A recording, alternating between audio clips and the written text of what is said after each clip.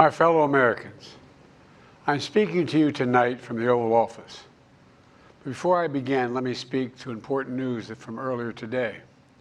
After 8 months of nonstop negotiation, by my administration, a ceasefire and a hostage deal has been reached by Israel and Hamas, the elements of which I laid out in great detail in May of this year.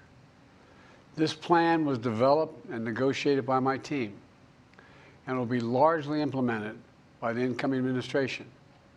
That's why I told my team to keep the incoming administration fully informed, because that's how it should be, working together as Americans. This will be my final address to you from the American people from the Oval Office, from this desk as president. And I've been thinking a lot about who we are and maybe more importantly, who we should be. Long ago in New York Harbor, an iron worker installed beam after beam, day after day. He was joined by steel workers, stonemasons, engineers. They built not just a single structure, but a beacon of freedom.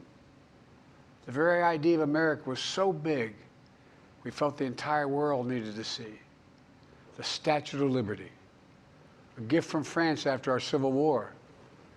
Like the very idea of America, it was built not by one person, but by many people, from every background and from around the world. Like America, the Statue of Liberty is not standing still. Her foot literally steps forward atop a broken chain of human bondage. She's on the march, and she literally moves. She was built to sway back and forth to withstand the fury of stormy weather, to stand the test of time because storms are always coming. She sways a few inches, but she never falls into the current below. An engineering marvel. The Statue of Liberty is also an enduring symbol of the soul of our nation. A soul shaped by forces that bring us together and by forces that pull us apart. And yet through good times and tough times, we've withstood it all.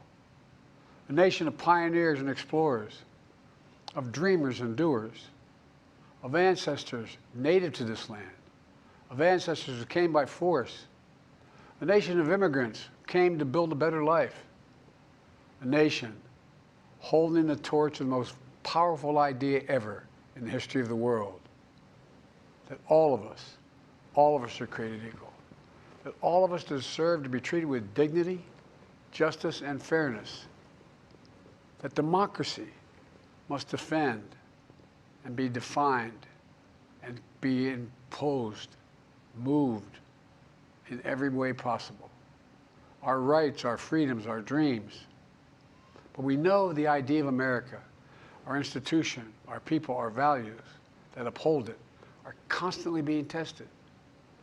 Ongoing debates about power and the exercise of power. But whether we lead by the example of our power or the power of our example. Whether we show the courage to stand up to the abuse of power or we yield to it. After 50 years at the center of all of this, I know that believing in the idea of America means respecting the institutions that govern a free society. The presidency, the Congress, the courts, a free and independent press. Institutions that are rooted, they just might not reflect the timeless words, but they echo the words of the Declaration of Independence. We hold these truths to be self-evident. Rooted in the timeless words of the Constitution, we the people. Our system of separation of powers, checks and balances. It may not be perfect, but it's maintained our democracy for nearly 250 years, longer than any other nation in history that's ever tried such a bold experiment. In the past 4 years, our democracy has held strong.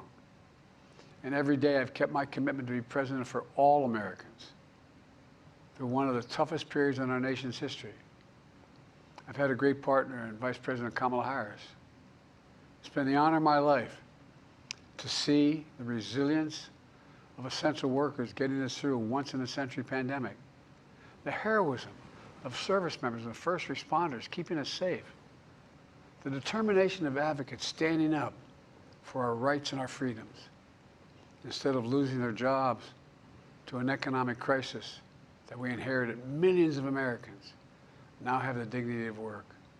Millions of entrepreneurs and companies creating new businesses and industries, hiring American workers, using American products. And together, we've launched a new era of American possibilities. One of the greatest modernizations of infrastructure in our entire history, from new roads, bridges, clean water, affordable high-speed internet for every American. We invented the semiconductor, smaller than the tip of my little finger, and now is bringing those chip factories and those jobs back to America where they belong, creating thousands of jobs. Finally, giving Medicare the power to negotiate lower prescription drug prices for millions of seniors. And finally, doing something to protect our children and our families by passing the most significant gun safety law in 30 years and bringing violent crime to a 50-year low, meeting our sacred obligation to over 1 million veterans so far who are exposed to toxic materials, and to their families, providing medical care and education benefits and more for their families. You know, it will take time to feel the full impact of all we've done together. But the seeds are planted, and they'll grow and they'll bloom for decades to come. At home, we've created nearly 17 million new jobs, more than any other single administration, a single term. More people have health care than ever before. And overseas, we've strengthened NATO. Ukraine is still free. And we pulled ahead of our competition with China, and so much more. I'm so proud of how much we've accomplished together for the American people. And I wish the incoming administration success, because I want America to succeed. That's why I've upheld my duty to ensure a peaceful and orderly transition of power, to ensure we lead by the power of our example. I have no doubt that America is in a position to continue to succeed. That's why my farewell address tonight, I want to warn the country of some things that give me great concern. This is a dangerous and that's a dangerous concentration of power in the hands of a very few ultra-wealthy people. And the dangerous consequences if their abuse of power is left unchecked.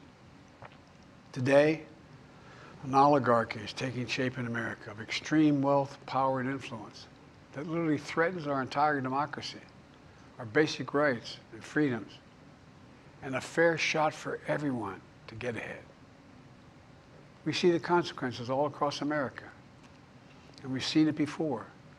More than a century ago, but the American people stood up to the robber barons back then and busted the trusts. They didn't punish the wealthy. They just made the wealthy play by the rules everybody else had to. Workers want rights to earn their fair share. You know, they were dealt into the deal, and it helped put us on a path to building the largest middle class, the most prosperous century any nation in the world has ever seen. And we've got to do that again. In the last 4 years, that is exactly what we've done. People should be able to make as much as they can, but play by the same rules. Pay their fair share of taxes. So much is at stake. Right now, the existential threat of climate change has never been clearer. Just look across the country, from California to North Carolina. That's why I signed the most significant climate and clean energy law ever in the history of the world, and the rest of the world is trying to model it now. It's working, creating jobs and industries of the future. Now, we've proven we don't have to choose between protecting the environment and growing the economy. We're doing both. The powerful forces want to wield their unchecked influence to eliminate the steps we've taken to tackle the climate crisis, to serve their own interest for power and profit. We must not be bullied into sacrificing the future of our children and our grandchildren. We must keep pushing forward and push faster. There's no time to waste. It's also clear that American leadership in technology is an unparalleled source of innovation that can transform lives. We see the same dangers of the concentration of technology, power, and wealth. You know, his farewell address, President Eisenhower spoke of the dangers of the military-industrial complex. He warned us then about, and I quote, the potential for the disastrous rise of misplaced power, end of quote. 6 decades later, I'm equally concerned about the potential rise of a tech-industrial complex that could pose real dangers for our country as well. Americans are being buried under an avalanche of misinformation and disinformation, enabling the abuse of power. The free press is crumbling. Editors are disappearing. Social media is giving up on fact-checking. The truth is smothered by lies told for power and for profit. We must hold the social platforms accountable to protect our children, our families, and our very democracy from the abuse of power. Meanwhile, artificial intelligence is the most consequential technology of our time, perhaps of all time. Nothing offers more profound possibilities and risks for our economy and our security, our society, for humanity. Artificial intelligence even has the potential to help us answer my call to end cancer as we know it. But unless safeguards are in place, AI could spawn new threats to our rights, our way of life, to our privacy, how we work, and how we protect our nation.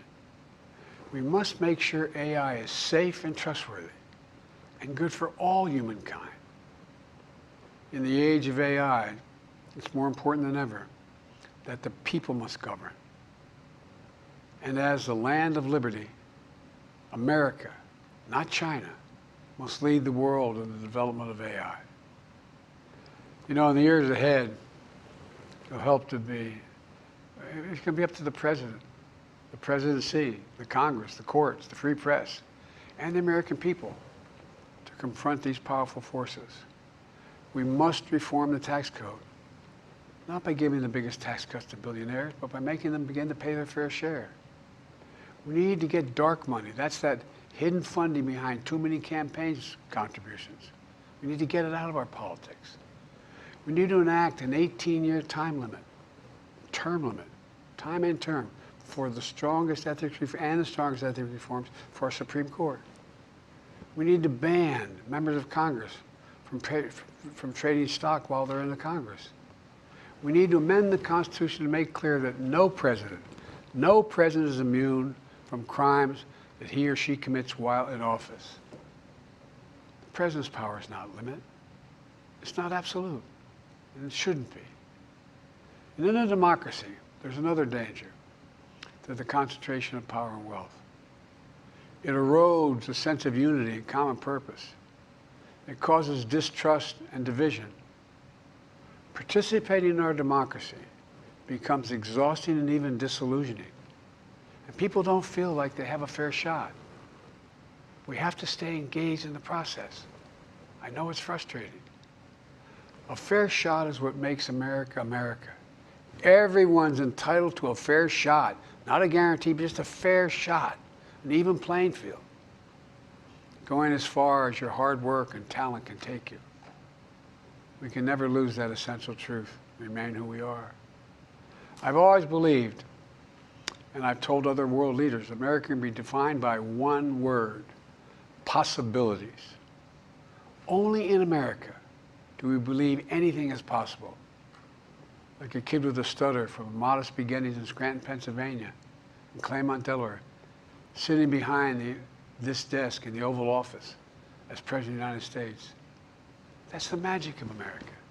It's all around us.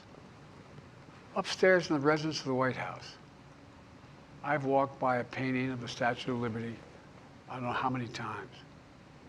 In the painting, there's several workers climbing on the outstretched arm of the statue that holds the torch. It reminds me every day I pass it of the story and soul of our nation and the power of the American people. There's a story of a veteran. This is a veteran, the son of an immigrant, whose job was to climb that torch and polish the amber panes so rays of light could reach out as far as possible. He was known as the keeper of the flame. He once said of the Statue of Liberty, quote, "speaks a silent universal language, one of hope that anyone who seeks and speaks freedom can understand." Yes, we sway back and forth to withstand the fury of the storm, to stand the test of time. A constant struggle, a short distance between peril and possibility. But what I believe is the America of our dreams is always closer than we think. And it's up to us to make our dreams come true. Let me close by stating my gratitude to so many people, to the members of my administration, as well as public service and first responders across the country and around the world. Thank you for stepping up to serve. To our service members and your families, it's been the highest honor of my life to lead you as Commander-in-Chief. And of course to Kamala and our incredible partner, the historic Vice President.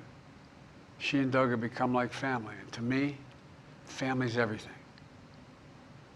My deepest appreciation to our amazing First Lady who's with me in the Oval today, for our entire family. You're the love of my life and the lives of my love. My eternal thanks to you, the American people. After 50 years of public service, I give you my word. I still believe in the idea for which this nation stands. A nation where the strengths of our institutions and the character of our people matter and must endure. Now it's your turn to stand guard. May you all be the keeper of the flame. May you keep the faith. I love America. You love it too. God bless you all, and may God protect our troops. Thank you for this great honor.